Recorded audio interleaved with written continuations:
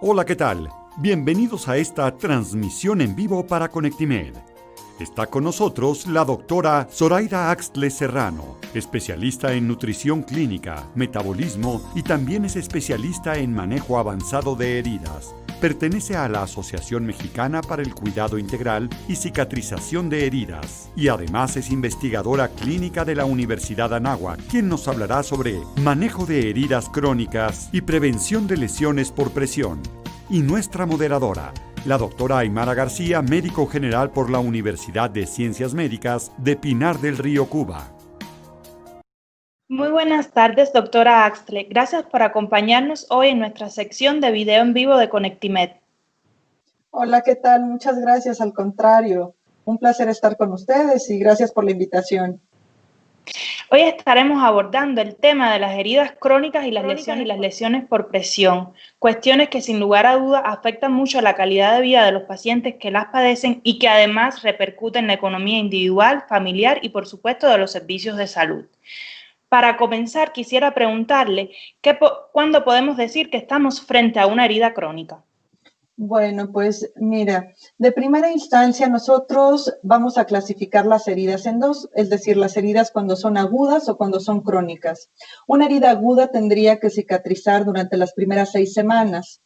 Automáticamente, por tiempo de evolución, después de 6 semanas en la que esa herida no ha llegado a una cicatrización, estamos ante una herida crónica. Muchas gracias. ¿Cuáles son los factores asociados a que las heridas se cronifiquen? Bueno, pues en este caso tendrían que ser factores específicos de cada uno del agente causal que tiene las heridas. Es decir, por ejemplo, en el caso del pie diabético, nosotros tenemos que abordar desde la fisiopatología, por supuesto, que tiene el paciente, en este caso, cuánto tiempo de evolución tiene de diabético, el control que llega a tener, factores, por supuesto, también de riesgo, en el caso, por ejemplo, de amputaciones, en el que conlleva que un paciente tenga el doble de riesgo de sufrir una segunda amputación. En el caso, por ejemplo, de a lo mejor úlceras por presión o lesiones por presión, pues tenemos que evaluar otro tipo de factores, principalmente factores intrínsecos y extrínsecos. Extrínsecos me refiero propios del paciente, es decir, su estado nutricional, su edad, el tipo a lo mejor de complexión que tiene. Cada uno de los factores depende de cada uno de los tipos de herida crónica ante el que nosotros estemos. Muchas gracias. En su práctica médica habitual, ¿cuáles son las heridas crónicas que con más frecuencia ve? Pues mira, pues en general, digamos que la epidemiología en pacientes, digamos, una población que le podría llegar a cualquier médico general, porque después se va especializando, ahorita me explico.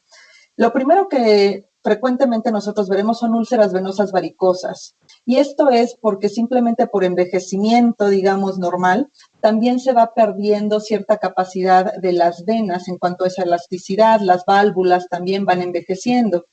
Posteriormente a eso, la mayor incidencia podría ser de pie diabético. Por supuesto, por todos los trastornos que bien conocemos asociados a la diabetes, y uno de ellos pues son las úlceras, justamente en este caso por pie diabético.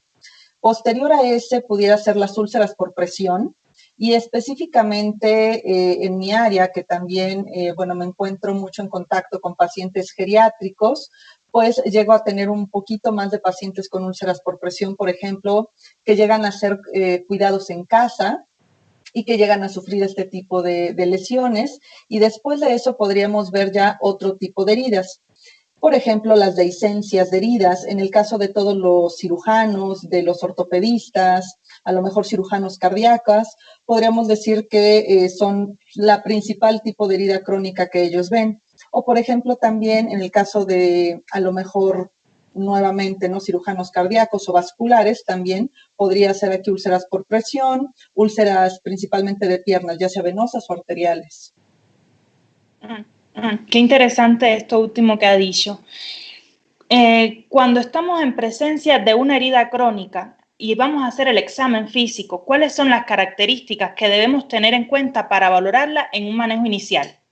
Bueno, de primera instancia nosotros debemos de tener nuestro equipo alerta. ¿A qué me refiero con nuestro equipo alerta? Es decir, poder ver, oler, percibir, ¿no? Incluso tocar al paciente. Eso es lo primero, un examen clínico. Una vez que nosotros comencemos con este examen clínico y por supuesto también un interrogatorio dirigido para poder saber cuál es el diagnóstico del paciente, saber ante qué tipo de herida crónica nos encontramos, porque pudieran llegar a ser muy parecidas físicamente. Una vez que nosotros conocemos los antecedentes del paciente, estamos revisando la herida, pues tenemos que ver, por ejemplo, el tiempo de evolución. Tenemos que también ver la localización, si se trata solamente de una herida o tal vez son múltiples heridas en diferentes partes del cuerpo, la forma, la profundidad. En profundidad me refiero también a qué tipo de tejido está comprometiendo ese tipo de herida crónica, si está infectada o no está infectada, buscar, por ejemplo, en este caso, signos de infección clínica, mal olor, el enrojecimiento, tocar la piel aledaña que está, la piel perilesional, qué tan inflamada se llega a encontrar, y también, por supuesto, qué tipo de tejido se encuentra. Si hay tejido necrótico, por ejemplo, como escaras, que podemos verlo como tejido desvitalizado, tipo café, negro, si se encuentra tejido a lo mejor esfacelar o esfacelo, que es un tejido blanquecino, como chicloso, difícil de quitar. También nosotros podemos estar evaluándolas en porcentaje. ¿Qué porcentaje esa herida tiene de tejido esfacelar? ¿Qué porcentaje tiene de tejido de granulación? ¿O qué porcentaje tiene de tejido necrótico? Muchas gracias. Muchas gracias. Y bueno, precisamente relacionado con las características del tejido, digamos, a la inspección, ¿cómo podemos saber en qué fase de cicatrización quedó esta herida? Esa es una pregunta muy importante. En general, nosotros ubicamos tres principales fases en este proceso de cicatrización. La primera, que la tenemos nosotros ubicada como esa fase inflamatoria, y en esa fase inflamatoria básicamente va a durar entre 1 o 2 días, 24 o 48 horas, en donde propiamente esa herida va a dejar de sangrar. Estamos ante una herida aguda, es decir, es un proceso de hemostasia, y también de inflamación, pero defensiva, es decir, todas las células inmunes se atraen para poderse defender y evitar una infección. Posteriormente tenemos una fase proliferativa. Esta fase proliferativa, básicamente, aquí englobamos la fase de granulación y también la etapa de epitelización y contracción.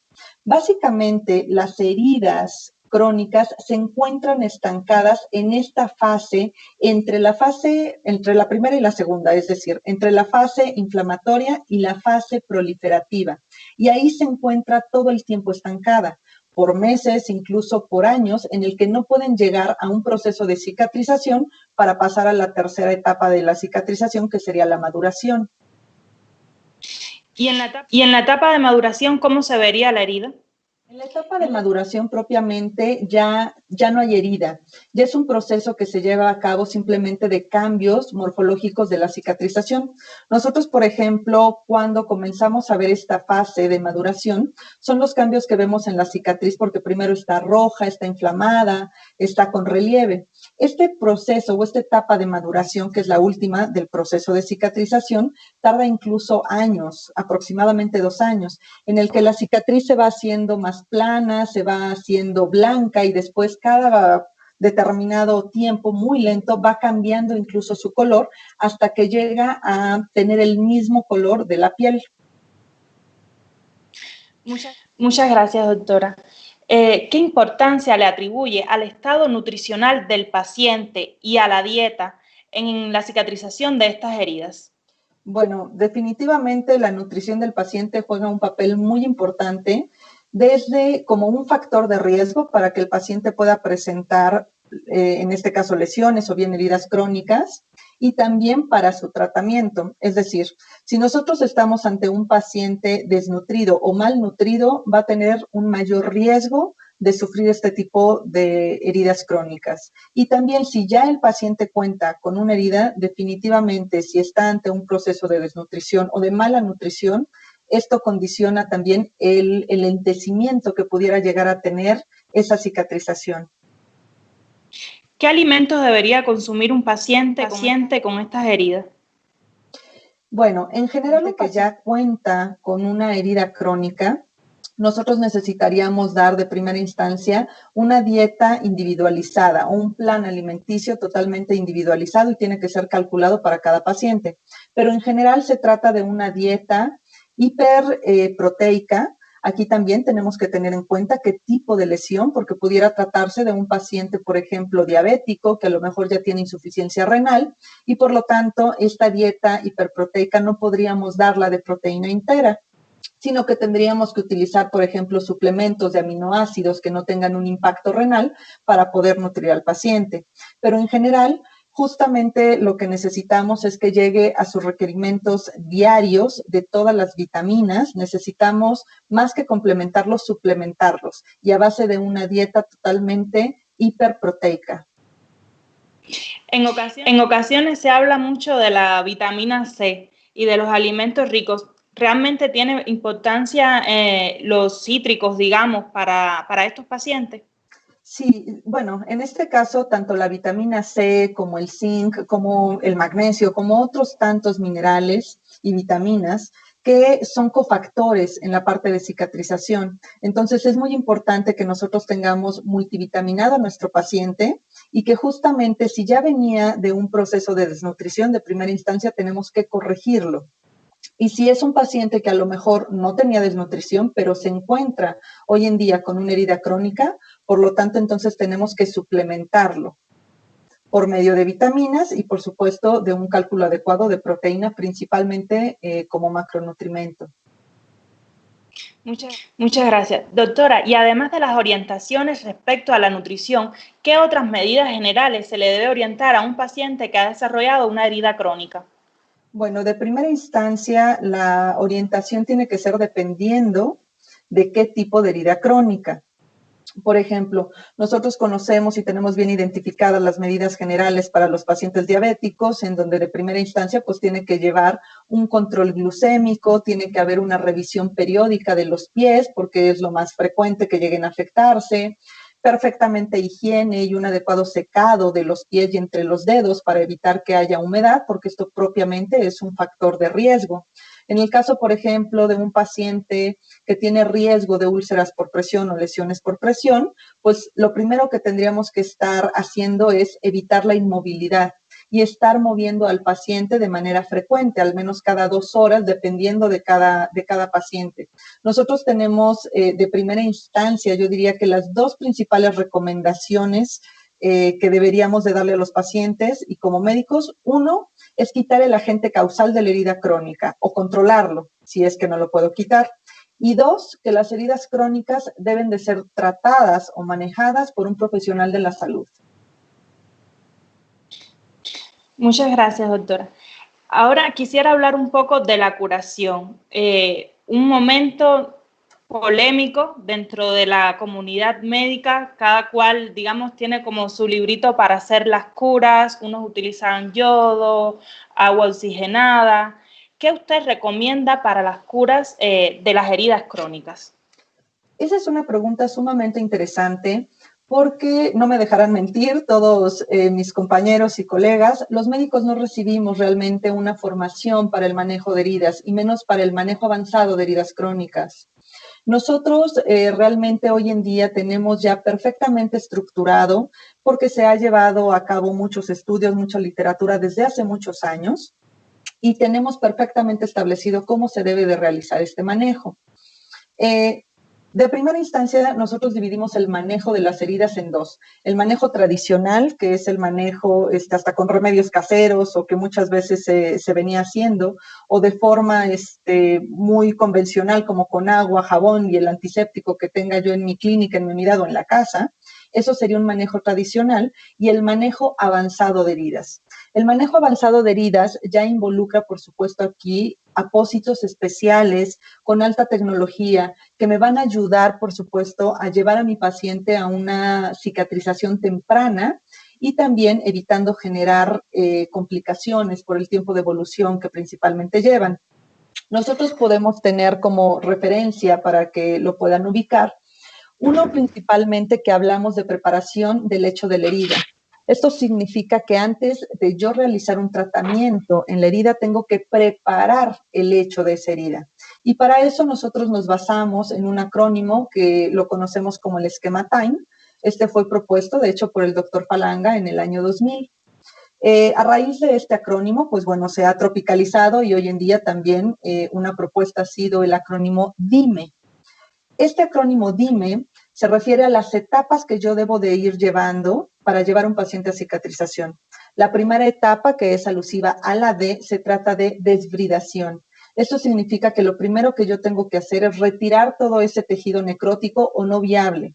Posteriormente que lo retiro por cualquier método que sea, me refiero, puede ser un método quirúrgico, puede ser cortante, con tijera, con hoja de bisturí, puede ser a lo mejor enzimático, por medio de algún apósito, alguna crema que me ayude, por medio de proteasas a irlo retirando. Puede ser también, por ejemplo, mecánico, en donde muchas veces colocan apósitos que son agresivos porque son muy adherentes a la piel y al momento de que los desprenden se llevan el tejido muerto, pero también se llevan el tejido vivo, entonces no son muy selectivos. Una vez que yo ya retiro el tejido muerto, entonces ahora sí pasaría a la etapa que la conocemos como esta letra I, que es un control de infección e inflamación. Toda herida que está inflamada o que está infectada no va a cicatrizar. Mientras yo no esté resolviendo esta situación, entonces yo tengo que tener un control de infección y de inflamación. Posteriormente sería la letra M. Esta letra M asociada a un microambiente. Todas las heridas tienen exudado, todas producen exudado en mayor o menor cantidad, dependiendo, por supuesto, de su etiología, de su profundidad y también en este caso de su tamaño y del tiempo de evolución. Pero todas estas heridas yo tengo que gestionar el exudado. Es decir, tengo que estar colocando apósitos que eviten que esa herida se macere. Porque todo aquel tejido que está macerado, es decir, que está sumamente húmedo, es tejido desvitalizado, que por lo tanto yo tendría nuevamente que retirar y regresarme a la primera etapa. Por eso la importancia de tener un control del ambiente de la herida, del microambiente. Y la última letra de este acrónimo DIME es la letra E, asociada ya propiamente al cierre de la herida, que sería la epitelización. De tal forma que, bueno, con este esquema nosotros podríamos ir llevando a los pacientes de la mano hasta llegar a un cierre o a una cicatrización. ¿Y usted recomienda, ahora cuando me estaba hablando de los apósitos, siempre recomienda un vendaje oclusivo de la herida, tener la herida en su microambiente, digamos? No. Hoy sabemos, y se tiene ya perfectamente demostrado y estudios clínicos, que el manejo de las heridas debe de ser bajo un ambiente húmedo, no seco como muchas veces o antes se pensaba, porque realmente todos atendíamos hace muchos años las heridas como pensábamos o como veíamos que otros los hacían, y eso realmente lo único que hacía era perpetuar la herida y evitar que llegara a una cicatrización. Hoy se cuenta con diferentes apósitos ya especializados y justamente lo que no se recomienda son los apósitos oclusivos. Oclusivos me refiero a aquellos que impiden incluso el paso de gases, porque lo que van a generar es como mantener un globito, digamos, en esa herida, y más si se está infectada, que va a mantener entonces la herida húmeda, infectada, con secreción y macerada. Tenemos que estar evitando eso. Lo que realmente recomiendan más las guías, nosotros todas, digamos que las acciones que hemos implementado, pues gran parte de ellas ha sido de las guías europeas, que los europeos son los que más experiencia tienen en relación al manejo avanzado de heridas. Y lo que se recomienda es la utilización de apósitos absorbentes, apósitos multicapa, principalmente de 5 capas, y que son atraumáticos. Estos apósitos, especialmente atraumáticos, están hechos con una suave silicona que evitan justamente que se adhieran a la parte de la herida, al lecho de la herida, sino que se van a fijar a la piel perilesional, pero de manera atraumática. Esto lo que va a hacer es que yo pueda mantener este apósito por más tiempo. Ya no tengo que estar haciendo curaciones todos los días o cada 12 horas, como a lo mejor nosotros veíamos que se hacían en los hospitales, porque también sabemos que entre menos estemos manipulando la herida, mejor va a ser su pronóstico porque estamos desprendiendo menos tejido.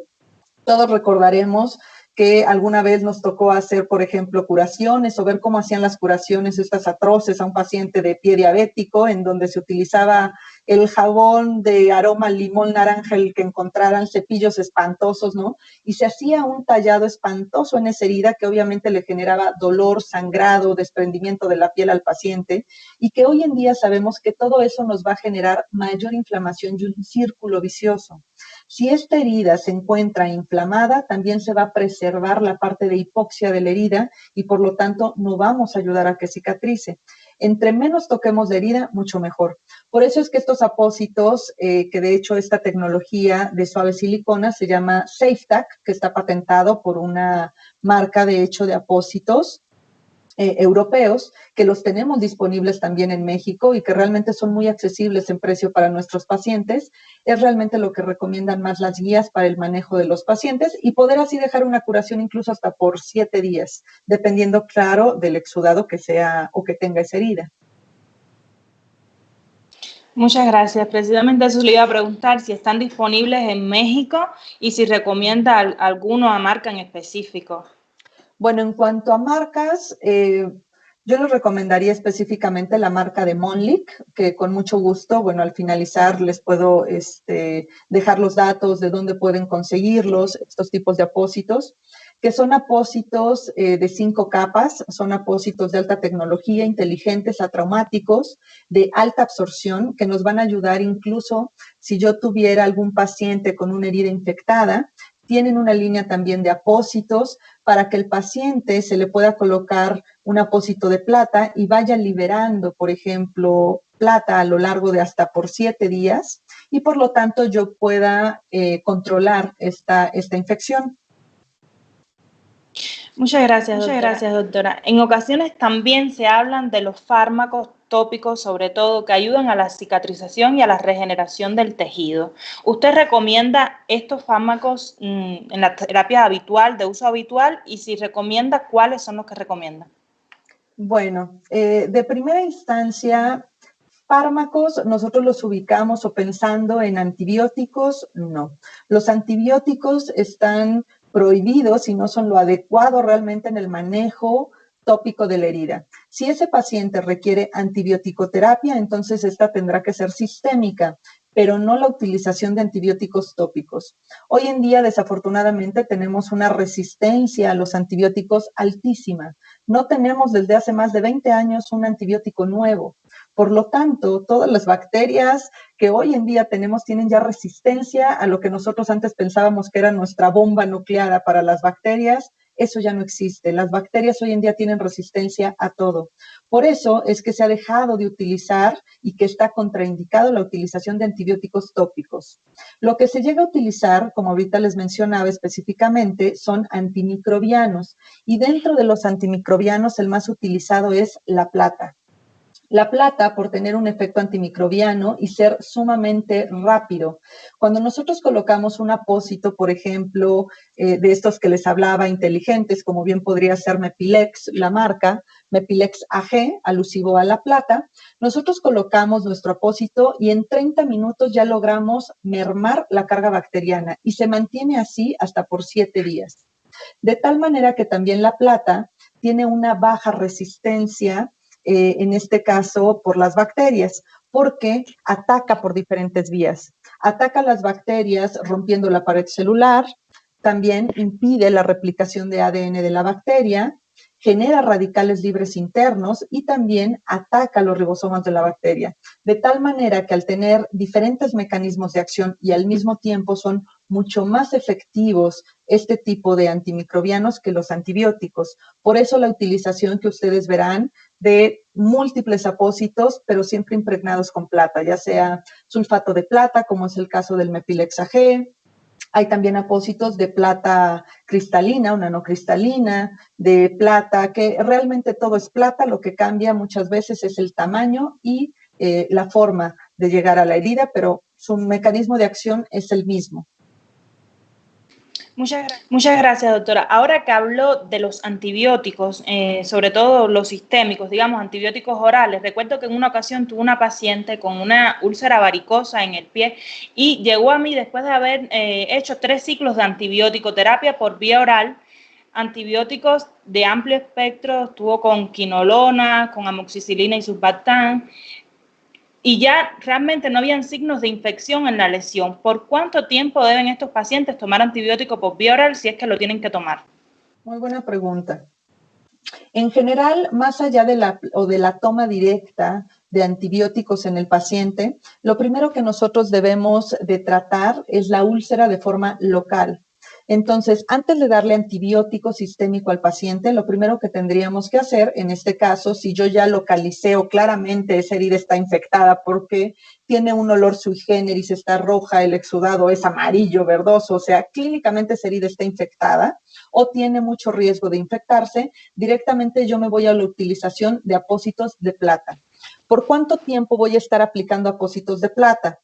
Los apósitos, nosotros vamos a estar realizando el cambio dependiendo de la cantidad de exudado, pero también la cantidad de exudado depende si esta herida está infectada o no.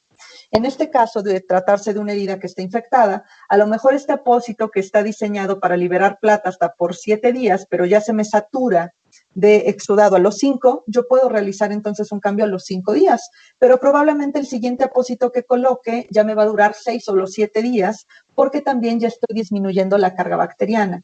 Lo que nos indican realmente las guías es que yo puedo estar utilizando apósitos de plata aproximadamente por 3 semanas. De manera exagerada, por 4 semanas si de plano esa herida estuviera muy, muy infectada. Pero realmente la plata es bastante efectiva incluso para combatir el famoso biofilm o estas capas que se llegan a generar de múltiples bacterias. Entonces, mientras yo lo esté realizando, dependiendo de cada herida, incluso algunas heridas con un solo apósito de plata de duración de 5 o 7 días, tienen para estar ya libres de infección y poder pasar entonces a la siguiente etapa, en donde yo ya no estaría utilizando apósitos con plata, sino que pasaría a utilizar igual apósitos multicapa, atraumáticos, con esta tecnología de suave silicona, esta tecnología SafeTac, que son apósitos inteligentes, pero ya sin plata. Y podría estarlo llevando así hasta una cicatrización, siempre y cuando no se llegara a tener alguna eventualidad a lo largo del proceso. Gracias. Entonces, doctora, un poco a modo de resumen para que le quede muy claro a todos los médicos que nos vean, ¿con cuántas terapias contamos para el tratamiento de las heridas crónicas? Bueno, hoy en día realmente el desarrollo que se han tenido de apósitos y de diferentes terapias es sumamente vasto. Contamos con apósitos, por ejemplo, preventivos para lesiones por presión, que también los recomendados, de hecho, justamente es la familia de Mepilex, como es Mepilex Border, que son especiales incluso para la zona sacra, que son de alta incidencia en úlceras por presión, o también para el talón, que son Mepilex Border Sacrum y Heel, o para alguna otra zona del cuerpo como Mepilex Border. Contamos con apósitos también que nos pueden servir, por ejemplo, para gestionar el exudado de manera interna, cuando son heridas que están cavitadas, como bien son las fibras gelificantes. Contamos también con apósitos, por ejemplo, a lo que conocemos también como hidrocoloides, que son a lo mejor los más frecuentes, porque son muy baratos, pero también de la primera generación que han salido, pero que son sumamente agresivos con la piel y que realmente los llegamos a utilizar solamente para desbridar. Contamos con apósitos, bueno, para desbridar, con colágeno, con terapias como es la terapia de presión negativa, en donde se utiliza, digamos que un sistema para hacer un vacío y una afrontación de los bordes de la piel de manera mecánica y también estar gestionando el exudado. Y también muy importante, contamos hoy en día con terapias de oxígeno, con oxigenoterapia, que también es algo súper importante, porque todas las heridas crónicas comparten un factor en común, que es la hipoxia. Y si una herida está con un bajo nivel de oxígeno, no va a cicatrizar. De hecho, de lo más nuevo con lo que contamos, es un producto que también tenemos disponible en México. De hecho, a lo mejor ya algunos compañeros lo tienen disponible en sus hospitales, porque es también en el sector público, que se llama Granulox, que es de lo más nuevo, porque nosotros podríamos estar brindando oxigenoterapia en un spray, sin necesidad de llevar a un paciente a una cámara hiperbárica o a lo mejor un dispositivo pues muy costoso y difícil de aplicar. Hoy tenemos incluso este tipo ya de terapias a la mano para todos nuestros pacientes. Muchas gracias, doctora. Qué interesante, sin lugar a duda, muchas actualizaciones sobre lo que nos ha dicho y que creo que muchos de los médicos están conociendo hoy por primera vez, de que ya contamos con tanta tecnología y con tantas herramientas para el tratamiento de estas lesiones. A lo largo de la plática hemos abordado dos temas: lesiones por presión y úlceras por presión. ¿Qué diferencian estos dos términos? ¿No siempre estamos en presencia de una úlcera por presión? Muy buena pregunta. La realidad es que tanto úlcera por presión o lesión por presión se refiere al mismo tipo de herida, al mismo tipo de lesión. Pero básicamente el cambio radica en la palabra y en un componente. Cuando nosotros hablamos de una úlcera, pues básicamente estamos ante una herida crónica. Ante una herida crónica me refiero que fue generada por alguna enfermedad o algún agente causal, como es la diabetes, como es a lo mejor la inmovilidad que pudiera llegar a tener el paciente. Pero también específicamente las úlceras por presión son las únicas heridas crónicas que son 95% prevenibles. De tal manera que la diferencia existe en la palabra lesión. Cuando nosotros nos referimos específicamente a una lesión, entonces podríamos a lo mejor referirla tal cual como un daño que ocurre en el cuerpo. Estamos entonces ante un término que generalmente se refiere a daño causado por accidentes, por caídas, por golpes, pero que también se trata de un delito. De tal forma que en muchos países, y México no es la excepción, se ha ido dando este cambio de terminología. Entonces, las úlceras por presión hoy en día pasan a ser lesiones por presión, porque al ser prevenibles, es decir, evitables el 95%, todo el personal de salud que esté involucrado en la atención de un paciente y que este paciente desarrolló una úlcera por presión, pues también estaríamos ante un caso de negligencia por parte del personal de salud. Y esto va desde la enfermera que a lo mejor recibe al paciente porque tendría que haber evaluado qué factores de riesgo tiene, como para el cirujano a lo mejor que lo operó, o el médico a lo mejor que estaba de guardia y lo estaba revisando.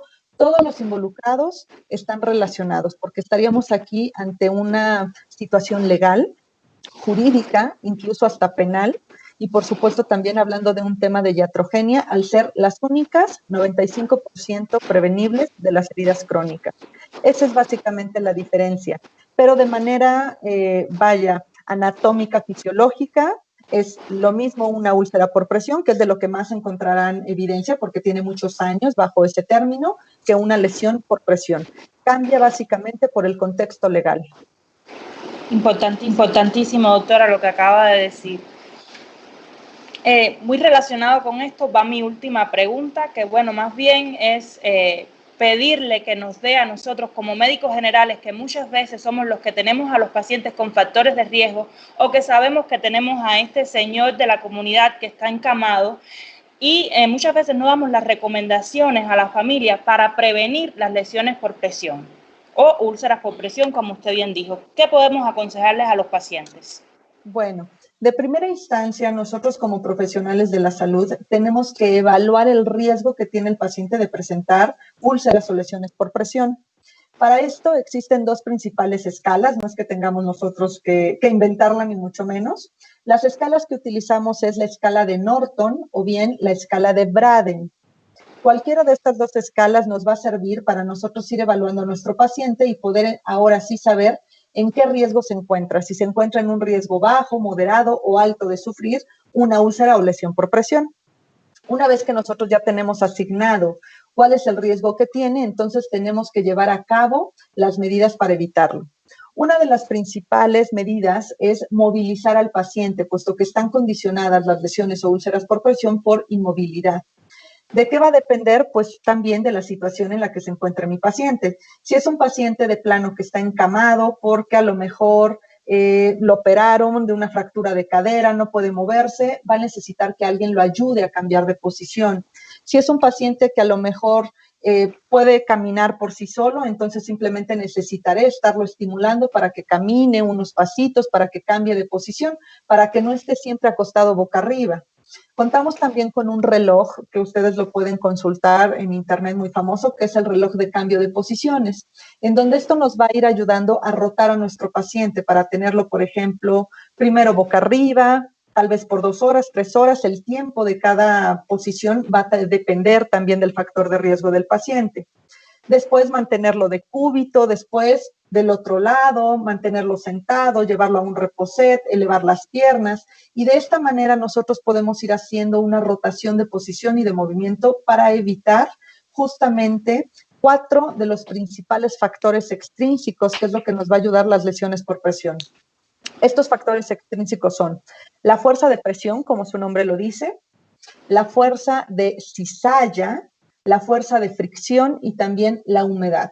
Nosotros necesitamos tener acciones para evitar estos 4 principales factores, aunados a las recomendaciones generales como es lubricación de la piel, colocación de una crema hidratante, por ejemplo, en toda la piel, en todo el cuerpo del paciente. Si se trata de un paciente geriátrico, por ejemplo, también tenemos que estar al pendiente de su nivel de nutrición, de su estado nutricional, para evitar que esto también pudiera afectarnos.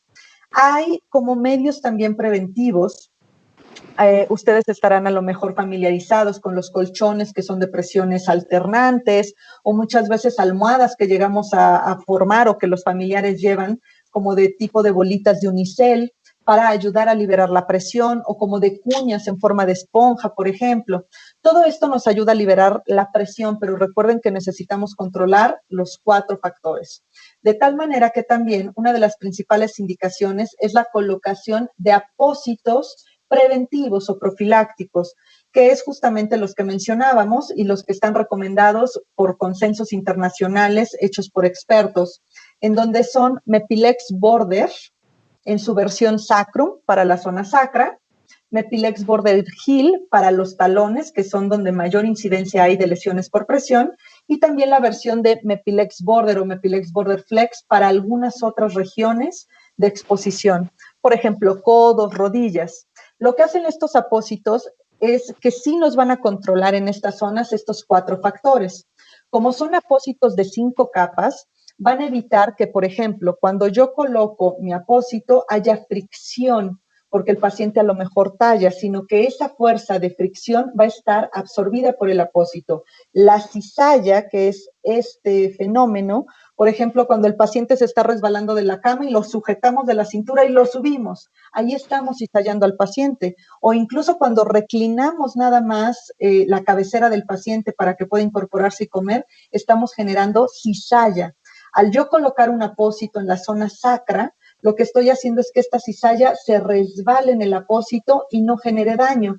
Y también estos apósitos van simplemente por las capas que tiene a hacer que la fuerza, al igual que la energía, no se crea ni se destruye, solamente se transforma, aquí solamente se distribuye. Entonces vamos a tener una zona más amplia de distribución de la presión. Y estos apósitos específicamente son impermeables a virus, hongos, bacterias, mayores a 25 nanómetros, pero también impermeables a líquidos. Por lo tanto, si este paciente tiene incontinencia urinaria o fecal, nos van a ayudar estos apósitos a que esas zonas estén protegidas y estar evitando que la humedad propiamente o incluso el sudor, tratándose de un paciente tal vez en terapia intensiva, me puedan generar un problema justamente de generación de úlceras por presión. También hoy en día contamos con una recomendación y un consejo práctico como lubricación de la piel, que son los ácidos grasos hiperoxigenados, que también podemos nosotros sustituirlo, de hecho, con aceite de oliva extra virgen para lubricación de la piel como un método muy efectivo para lubricar la piel. En las zonas también importantes donde yo voy a colocar apósitos, no se debe de lubricar para que entonces los apósitos tengan una adecuada adherencia. Pero estos serían los principales consejos que podría darles para prevención. Muchísimas gracias, doctora, por brindarnos su tiempo y sus conocimientos que sin lugar a dudas nos va a permitir mejorar la calidad de vida de nuestros pacientes, nuestra práctica médica e incluso alertarnos para no recurrir en una negligencia médica o en una iatrogenia, como ya bien vimos. Así es, espero que pues bueno, esto haya sido de ayuda y de interés para todo su auditorio. Muchísimas gracias por la invitación, un placer. A usted, muchas gracias. Agradecemos a la doctora Zoraida Axtles Serrano por su valiosa participación y por compartirnos sus conocimientos. Igualmente a la doctora Aymara García como moderadora en esta entrevista. También agradecemos a los profesionales de la salud por acompañarnos y los esperamos en la próxima transmisión de Conectimed en vivo.